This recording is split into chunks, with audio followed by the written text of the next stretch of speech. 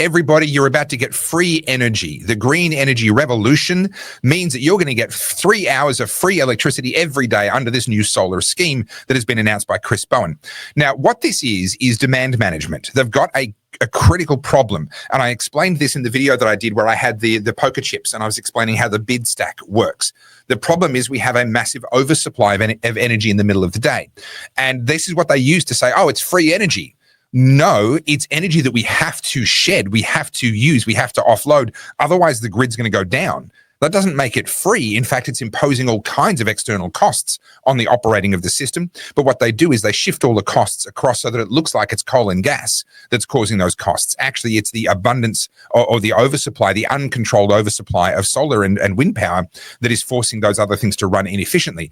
But now I want to contrast this. Okay, sorry, a little bit more on this.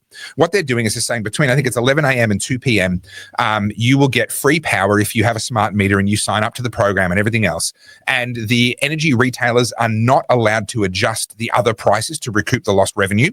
All right. So this is now the government directly making business decisions and completely micromanaging how the so-called energy market works. So we don't have a free market in energy at all. We haven't for a long time, but this is another step down that pathway. What this means is that the people who spent the money on rooftop solar, because remember the government said, hey, if you do this, we'll give you these generous feed-in tariffs, it'll pay for itself, blah, blah, blah. The people that did the right thing, quote unquote, they are now providing energy that is going to get given away to people who didn't spend that money.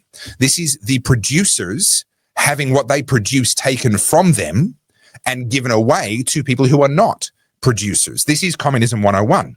Now, add to this story. I'm going to take this one down because we've talked before about StreamYard's a bit clumsy. I'm going to have to remove that one and give me 1 sec while I bring up the next one because this happened this weekend. I actually had something to tie into this too. It's Simon Holmes a Court who's talking about green energy. But all of this is like this diaphanous sort of attempt to greenwash people to think they're doing good things. Do you like it? Do you like it? I didn't actually get the full sentence out because you start seething. It's a thinly veiled attempt at greenwashing people. Come on, I won. Moving on. This is a picture from yesterday, Tuesday. Damaged solar panels can be dangerous. This is a picture out of Queensland because they've just had hailstorms, which happens on a semi-regular basis.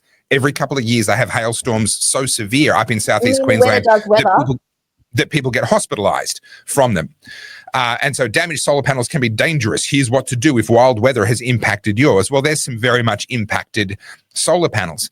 Now, that's happening across rooftops all over that part of Australia. It happens on a semi-regular basis to these various grid-scale solar farms.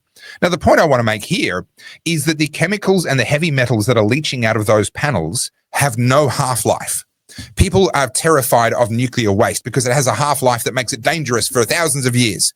This stuff has no half-life. It never becomes less toxic. It can be diluted and spread, but you have to literally remove it from the environment. It never becomes safe over any period of time. We are spreading this stuff all over suburbia where people live, and we are spreading this stuff all over farmland where we grow our food, and then hailstorms happen, and all of that land is going to be affected by toxic heavy metals and chemicals that are going to be leaching out of these panels that we see right here. Not to mention that removing them is incredibly dangerous because you can't really switch off a solar panel. It is live. If there's sunlight on it, it's live. It's going to be producing electricity. And now you've got chemicals leaching out of these panels as well. So this is what is being done in the name of saving the environment. This is what's meant to be environmentalism in today's day and age. And when you have these things happening simultaneously, you've got a grid that is so unstable that they are having to try and demand manage and manipulate us into using the energy at particular times of day. This comes back to what I said before about that reversal of the relationship. The whole idea of a utility is that it's there for us when we need it. It serves the human beings. Well, now they've created such instability in the grid that they're having to tell the humans to serve the needs of the grid. Hey, you need to shift your power usage to a time when it suits the utility, not the utility is going to be there for you when it suits you. We are literally watching a reversal of our relationship with the government and now with the power grid. Yeah. Can I show you this from Simon Holmes the Court? I never say his name right, whatever. So these people are so either in their echo chamber or just completely tone deaf because they sit in their ivory towers. Don't Tolkien me. Don't Tolkien. I know you want to. So Simon Holmes I'll a just Court. sit here and blow smoke rings instead. I know you're talking about those in ivory tower. Go on, say it. Do it. No. I'm not going to do it. Get it out. No, you're being ungrateful. You're being ungrateful for my deep wisdom. Okay, fine. Childless lords sitting in ivory towers musing on heraldry. This is what we have. Out of touch people who are not invested in the future and are more worried about how things seem than how things are. Are you happy now? So let's take good old Simon. He's a billionaire because of his father, right? Like he's not a billionaire from his own efforts. So he's also a nasty person.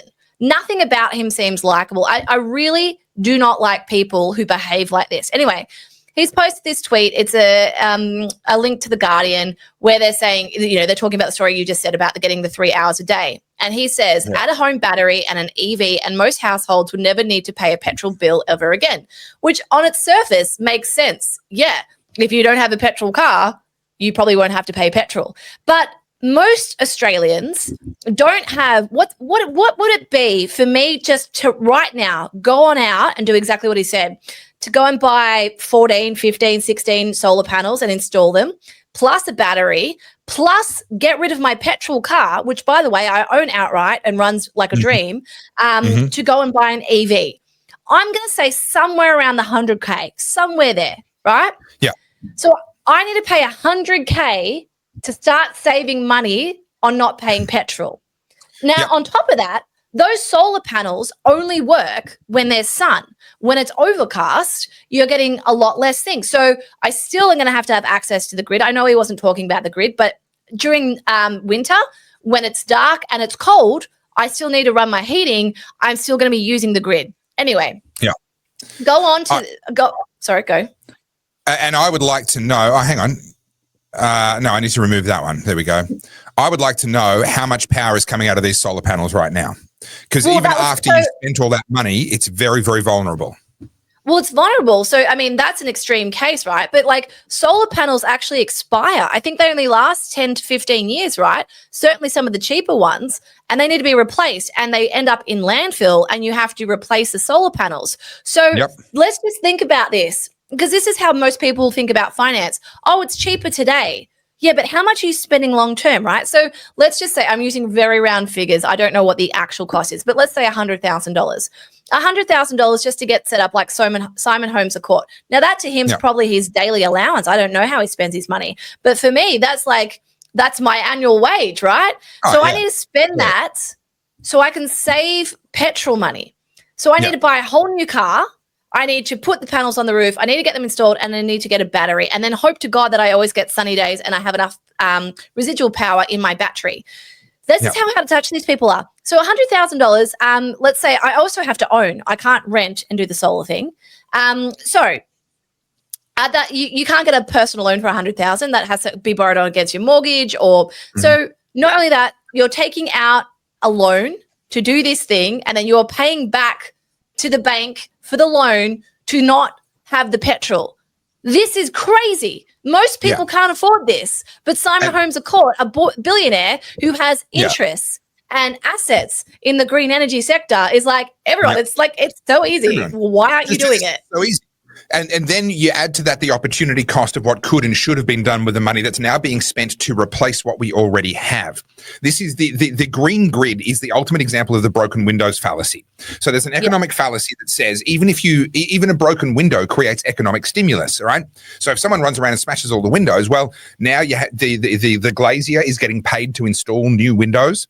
The window maker is getting installed to manufacture the glass. The transport company is getting paid to do all the bits involved in repairing those broken windows. So therefore, broken windows are good for the economy. What's missed in that equation is that all you're left with at the end is an economy that's worth what it already was before.